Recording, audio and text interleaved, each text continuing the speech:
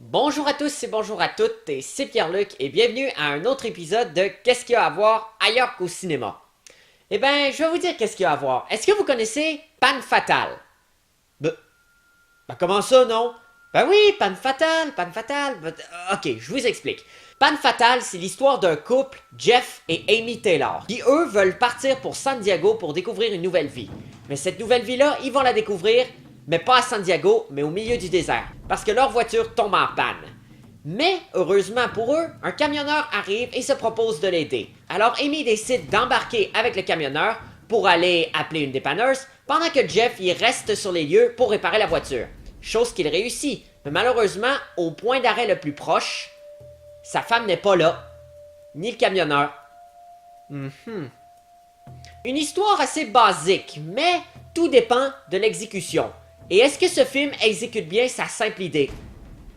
Oh oui, oh oui. Panne Fatale, c'est supposément un des films les plus intenses, les plus plaisants, les plus fun et les plus prenants que j'ai connus. Et pourtant, le film, personne ne le connaît vraiment. C'est un film de Jonathan Mostow qui a fait Terminator 3 et Clone, un film avec Bruce Willis sur la fait que les humains ont des clones, donc du coup... En tout cas, c'est un film correct, mais je m'en rappelle plus ben, Terminator 3 non plus. Qu'est-ce qui est important dans un film d'action? Pas les explosions, là. Non, non, non, non, non, non, non, non, ça c'est complètement secondaire. Ce qui est important, là, dans un film d'action, c'est d'avoir un héros vulnérable. Un héros qui, lui, il prend des coups, ok? Il est humain. C'est pas un super-héros qui va tout gagner. Genre, à la seule erreur, il peut mourir. Jeff Taylor est exactement ce personnage. Non seulement il est attachant, non seulement t'as juste envie de le voir réussir, mais en plus, quand il est en danger, il est vraiment en danger. Par exemple, quand il s'accroche quelque part sur un camion. Hey, juste un faux mouvement puis il est fait, là. Et oui, les explosions, elles arrivent à un moment, elles arrivent, mais ça c'est gardé seulement pour le dernier acte. Et d'ailleurs, c'est une qualité que je peux redonner en plus au film.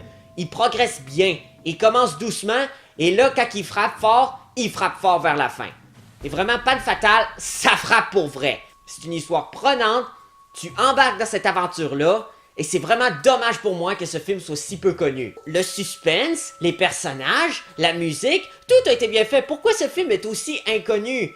Donc oui, qu'est-ce qu'il y a à voir ailleurs qu'au cinéma? Il y a bien Panne Fatale, mais honnêtement, ça va être un peu plus compliqué à le trouver celui-là. Parce que malheureusement, il est un peu dans les pénombres de l'oubli, et c'est vraiment dommage. Et si vous le connaissez, vous êtes chanceux, vraiment.